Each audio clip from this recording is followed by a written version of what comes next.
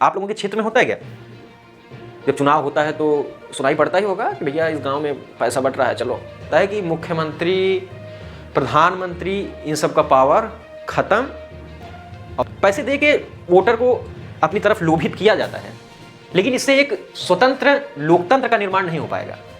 पैसा वैसा बांटने आते हैं लोग, आते होंगे कि पैसा भी ले लिए, मदिरा सेवन भी कर लिए और दूसरे को दे दिए, तब तो बहुत घाटा हो जाता है। अच्छा, महाराष्ट्र झारखंड में चुनाव है आज, हाँ, लेकिन कुछ ऐसी हमें खबरें मिल रही हैं कि भैया कुछ लोग पकड़े गए पैसे बांटते हुए। पैसे बांटते हुए कोई उम्मीदवार पकड़ा गया है, तो ऐसा क्या हो जाता है कि पैसे बांटने की आवश्यकता हो जाती है या शराब वगैरह बांटने की? आप लोगों के क्षेत्र में होता है क्या? जब चुनाव होता है तो सुनाई पड़ता ही होगा कि भैया इस गांव में पैसा बट रहा है, चलो, हाँ? या फिर फला जगह पर वही जो मदिरा पान है उसकी व्यवस्था है। ये उचित है कि ये चीज़ करना चाहिए? इससे मतदाता लोभित हो जाते हैं और वोट आपके पक्ष में दे देंगे।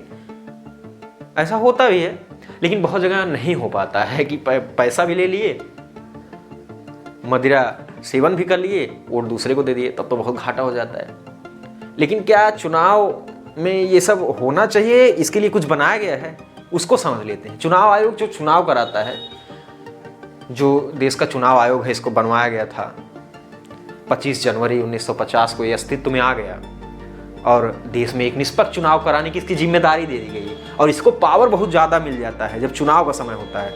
इतना पावर हो जाता है कि मुख्यमंत्री, प्रधानमंत्री, इन सब का पावर खत्म। और ये पावर है किसी भी अधिकारी को कहीं भी फेंकेगा, किसी की नियुक्ति किसी पद पर। आप देखते होंगे जो डीएम होता है उसको निर्वाचन अधिकारी, जिला निर्वाचन अधिकारी के रूप में बना दिया जाता है।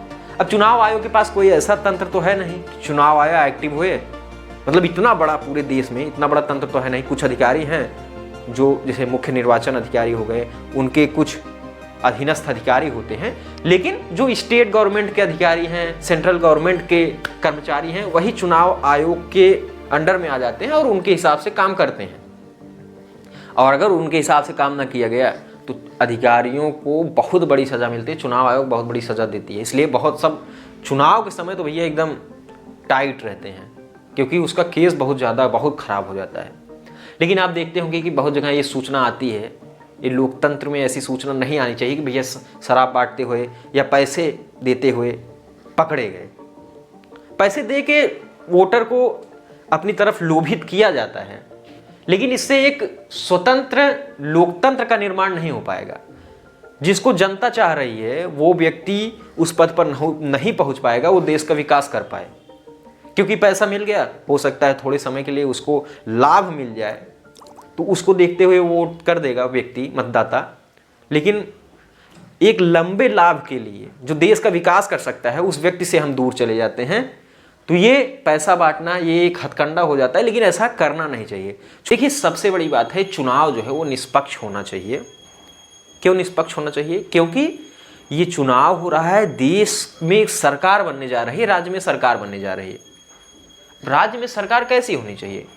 जो देश के मतदाता सोच रहे हैं कि हमारा विकास कर सकता है, देश को आगे प्रगति के राह पर पहुंचा सकता है, तो ये चीज़ करना चाहिए। लेकिन अगर मतदाताओं को पैसा दे दोगे, किसी अन्य प्रकार से लोभ उनके मन में जाहिर कराओगे, तो उस समय तात्कालिक समय पर तो वोट दे देंगे। इससे क्या होगा? देश का भविष्य खराब होगा। एक ऐसे व्यक्ति को वोट नहीं दे पा रहा है जिसे उस देश की प्रगति में शामिल होना अच्छी हो जाती, बल्कि वो किसी अन्य व्यक्ति को दे रहा है तत्कालीन लाभ के लिए। तो ये बिल्कुल उचित नहीं है और इसका एक तरह से व्यवस्था भी किया गया है, चुनाव आयोग ने व्यवस्था भी की है। अब आगे बात कर लेते हैं कि चुनाव आयोग ने इसके लिए क्या व्यवस्था की है। जो भी चैनल पर पहली बार पहुंच रहे हैं और देख रहे हैं हमारे साथियों, आप सभी से निवेदन है, आप वीडियो देख रहे हैं लेकिन सब्सक्राइब नहीं कर रहे हैं, तो वीडियो को लाइक भी कर लीजिए और एक आपको ब्लैक कलर का बटन साइड में दिख रहा होगा, सब्सक्राइब जरूर कर लीजिए ताकि आप हमसे जुड़ पाएँ। तो मैं उम्मीद करूँगा आपने चैनल सब्सक्राइब कर लिया है। मैं ये उम्मीद करके आगे बढ़ रहा हूँ कि आपने चैनल सब्सक्राइब जरूर कर लिया होगा और वीडियो तो लाइक आप कर ही देंगे। चुनाव आयोग जो है एक नोटिफिकेशन जारी कर देता है 2024 के अनुसार। 2024 में लोकसभा का चुनाव हुआ उसके अनुसार कोई उम्मीदवार कितना पैसा खर्च कर सकता है। अरे कोई उम्मीदवार है भैया, तो वो उम्मीदवार है तो अपने क्षेत्र में रैलियां करेगा, इश्तिहार देगा, होर्डिंग लगवाएंगे तो कुछ पैसा तो खर्च होगा। तो ये पैसा खर्च करने की कोई लिमिट होती है या अंधाधुंध पैसा खर्च करते रहें? आप लोग देखते हैं ना, चुनाव जब होता है आपके क्षेत्र में तो बड़ी बड़ी होर्डिंग्स, बड़े बड़े रैलियां, गाड़ियां इतनी चलती हैं उनके समर्थन में। कौन पैसा खर्च कर रहा है? क्या समर्थक अपने जेब से खर्च कर रहे हैं या उम्मीदवार का पैसा खर्च हो रहा है? ये तो आप समझ सकते हैं कि किसका पैसा खर्च हो रहा है। और बड़े बड़े नेता भी तो आते हैं प्रचार करने के लिए, रैलियां होती हैं। कोई विधानसभा क्षेत्र है, लोकसभा क्षेत्र है, तो बड़े नेता, मुख्यमंत्री, प्रधानमंत्री, ये सब आते हैं। तो उसका पैसा कौन वहन करता है? उम्मीदवार के खाते में जाता है या किसी और के? समझ लें। दो तरह के चुनाव का हम लोग मुख्य रूप से यहाँ पे चर्चा करेंगे। एक तो लोकसभा का चुनाव 2024 में हो गया। अब लोकसभा में कोई उम्मीदवार कितना पैसा खर्च कर सकता है अपनी रैली पर, अपने इश्तिहार पर, इन सब चीज़ों पे? तो उसके लिए बना दिया गया है एक आदर्श आचार संहिता होता है, जो सभी राजनीतिक पार्टियों की सहमति होती है कि हाँ भैया ये नियम हो जाएं ताकि सब लोग इसका पालन करें, और पालन न करने वाले को कुछ कड़ी कार्रवाई भी का सामना करना पड़े। तो पालन करें, इसके लिए आदर्श आचार संहिता बनाई गई है। किसके तहत कार्रवाई होगी? एक 1951 में रिप्रेजेंटेटिव ऑफ पीपुल एक्ट है, आरपीए 1951 का, उसमें कुछ सजाओं के प्रावधान किए गए हैं। तो वो चीज़ है। तो अगर लोकसभा का चुनाव है तो वहां पर कोई उम्मीदवार कितना पैसा खर्च कर सकता है? वहां पर लोकसभा की आबादी के अनुसार हम समझ सकते हैं कि अगर छोटा कोई लोकसभा है, यहाँ पे कम आबादी है, तो उसके लिए लिमिट तय की गई है कि वो 70 लाख रुपए अधिकतम खर्च कर सकता है अपने जो भी चुनाव प्रचार करना है, सारी चीज़ें। और अगर कोई बड़ा लोकसभा क्षेत्र है तो वो 95 लाख रुपए खर्च कर सकता है। आप समझ सकते हैं लिमिट कितनी है। और आगे चलकर देखेंगे खर्च कितना होता है। अगर विधानसभा का चुनाव है तो छोटे मोटे अगर राज्यों के विधानसभाओं के चुनाव है, जैसे मणिपुर का हो गया, गोवा का हो गया, तो यहाँ पर 28 लाख रुपए की एक लिमिट लगाई गई है। लेकिन अगर बड़े राज्यों की विधानसभा है, महाराष्ट्र है, उत्तर प्रदेश है, पंजाब है, हरियाणा, ये सब राज्यों के चुनाव में 40 लाख की लिमिट लगाई गई। कोई उम्मीदवार 40 लाख रुपए खर्च कर सकता है। अब आप जरा सोचिए कि जब उम्मीदवार प्रचार करता है, इतनी गाड़ियां चल रही हैं, इतने इश्तिहार लग रहे हैं, ये लीगल है, इतना लीगल रूप से आप खर्च कर सकते हैं। लेकिन खर्च कितना होता है इसका अनुमान आप लगा सकते हैं। कितनी बड़ी प्रोग्राम सब होते हैं तो उसमें खर्च तो बहुत ज़्यादा होती है। आप एक चीज़ और देखते होंगे कि कुछ जैसे पार्टियां क्या होती हैं कि एक लिस्ट जारी कर देती है स्टार प्रचारक की। अब ये स्टार प्रचारक कोई अभिनेता भी हो सकता है, क्रिकेटर्स हो सकते हैं, या बड़े नेता हो सकते हैं जिनको देश में एक ख्याति प्राप्त है। वो लोग जाते हैं उम्मीदवार के क्षेत्र में, वहाँ प्रचार करते हैं। अब उन लोगों के आने पर खर्च तो बहुत ज़्यादा हो जाएगा। अब वो उसका क्या होगा?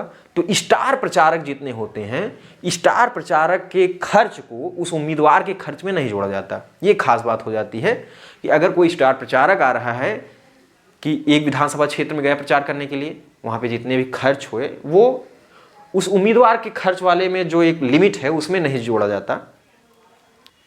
अगर कोई राष्ट्रीय या राज्य स्तरीय पार्टी है तो वो 40 स्टार प्रचारकों की नियुक्ति कर सकती है। 40 स्टार प्रचारकों की एक लिस्ट जारी कर देगी, वो लोग जाएंगे अलग अलग क्षेत्रों में प्रचार करेंगे, तो उनका जो खर्च है वो उस उम्मीदवार के खर्च में नहीं जोड़ा जाएगा। कोई गैर पंजीकृत पार्टी है तो उसके लिए 20 स्टार प्रचारकों की अनुमति देता है चुनाव आयोग। चुनाव आयोग के पास ये लिस्ट जाती है, चुनाव आयोग उनको जारी कर देता है। ये मंशा होती है राजनीतिक पार्टियों की, वो अपने हिसाब से देखेंगे किसको वो स्टार प्रचारक बना रहे हैं। तो मैंने आपको बता दिया ना कि वो खर्च उम्मीदवार के खर्च में नहीं जुड़ता।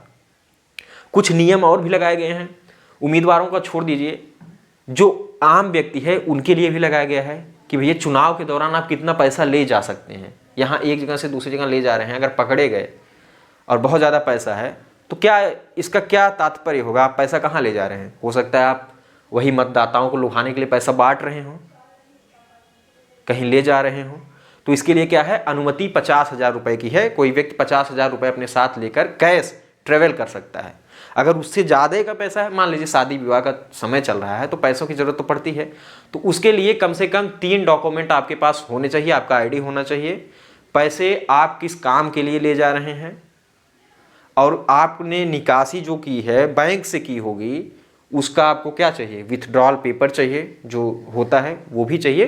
तो कुछ डॉक्यूमेंट होंगे, तो अगर अधिकारी को लग गया कि हाँ ये चीज़ जायज़ है तो वो छोड़ देगा, आपको जाने देगा।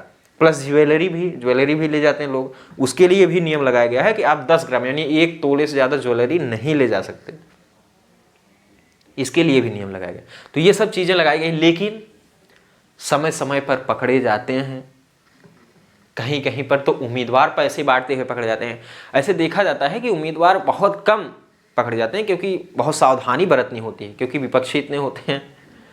अगर कहीं भी थोड़ा सा भनक लग गया, और आजकल के सोशल मीडिया के समय में तो कोई भी वीडियो बनाकर अपलोड कर देगा, तो इससे क्या होगा, अगर कोई व्यक्ति ऐसा पकड़ा गया तो 1951 के रिप्रेजेंटेटिव ऑफ पीपल एक्ट में सजा का प्रावधान भी है कि उस व्यक्ति को 3 वर्षों के लिए अयोग्य घोषित कर दिया जाएगा, वो कोई चुनाव नहीं लड़ पाएगा। अगर वो विजयी भी हो रहा है तो अयोग्य घोषित हो जाएगा, तो सब बेकार है। इसलिए इस बहुत सावधानी से लोग करते हैं, लेकिन नियम जो है वो इतने का ही अनुमति देता है। ये आपका हो जाता है। अगर कोई, अभी आपने महाराष्ट्र का चुनाव है, आज महाराष्ट्र के चुनाव में भी कुछ गड़बड़ियां देखने को मिली। आप चुनाव आयोग के वेबसाइट पे जाकर देख सकते हैं कि चुनाव आयोग ने क्या क्या कार्रवाई की है। चुनाव आयोग का पावर बहुत ज़्यादा बढ़ जाता है। चुनाव के समय वो किसी का हेलीकॉप्टर चेक कर लेते हैं। आजकल ये भी विवाद बहुत ज़्यादा है कि हेलीकॉप्टर चेक हो जा रहा है, तो हेलीकॉप्टर चेक हो जा रहा है, ये चुनाव आयोग का अधिकार है, वो चेक कर सकता है। बैग ले जा रहे हैं, चेक कर सकते हैं। वो चाहे कोई स्टार प्रचारक हो, मुख्यमंत्री हो, गृह मंत्री हो, या फिर स्वयं प्रधानमंत्री ही क्यों ना हो, सबके हेलीकॉप्टर्स या फिर बैग वगैरह चेक करते हैं चुनाव आयोग के अधिकारी। वो उनका अधिकार है। इसके लिए भी एक बड़ा मुद्दा बनता रहता है चुनाव में कि क्यों चेक कर लिया भाई, ये मुख्यमंत्री हैं। और हाँ, एक मैं खास बात बताना चाहूँगा कि जैसे प्रधानमंत्री अगर किसी क्षेत्र में जा रहे हैं प्रचार करने के लिए, अगर प्रधानमंत्री किसी क्षेत्र में जा रहे हैं प्रचार करने के लिए, किसी उम्मीदवार के क्षेत्र में, तो वहां पर प्रधानमंत्री या पूर्व प्रधानमंत्री हो, दोनों, उन पर जो खर्च होगा वो सरकार वहन करेगी। जैसे जितने भी बुलेट प्रूफ कार चल रही हैं, गाड़ियां चल रही हैं, सुरक्षा व्यवस्था है, ये सरकार खर्च देखेगी, प्रधानमंत्री और पूर्व प्रधानमंत्री का।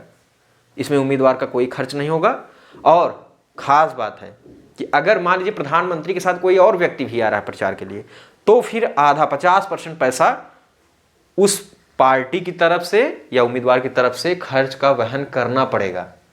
ये बात है। और सभी उम्मीदवारों को चुनाव खत्म होने के 30 दिन के पूरा विवरण ले जाके चुनाव आयोग में जमा करना पड़ता है। उसने कितना पैसा खर्च किया, ये पूरा विवरण आपको जमा करना पड़ता है। और अगर आपने गलत जमा कर दिया या अधिक पैसा खर्च कर दिया है तो फिर आपको वही अयोग्यता का सजा मिलने वाला है। ये चीज ध्यान रखें। राजनीतिक पार्टियों के लिए भी है। राजनीतिक पार्टियां चुनाव खत्म होने के 90 दिनों के भीतर चुनाव आयोग के पास खर्च का पूरा ब्यौरा ले जाकर जमा करें कि कितना खर्च उनसे हुआ है इस चुनाव में। ये सब सारे नियम बनाए गए हैं। तो ये मैं आपको बताना चाहता। आप लोगों के क्षेत्र में भी तो ऐसा होता होगा, काफी पैसा वैसा बांटने आते हैं लोग, आते होंगे। हाँ, बताएंगे नहीं, लेकिन होता रहता है। और जो भी चैनल पर पहली बार पहुंच रहे हैं, मैंने आपको बताया आप चैनल सब्सक्राइब जरूर कर लें ताकि आप हमारे हर वीडियो से जुड़ पाएं। उम्मीद करूं कि सब्सक्राइब हो गया होगा। Thank you.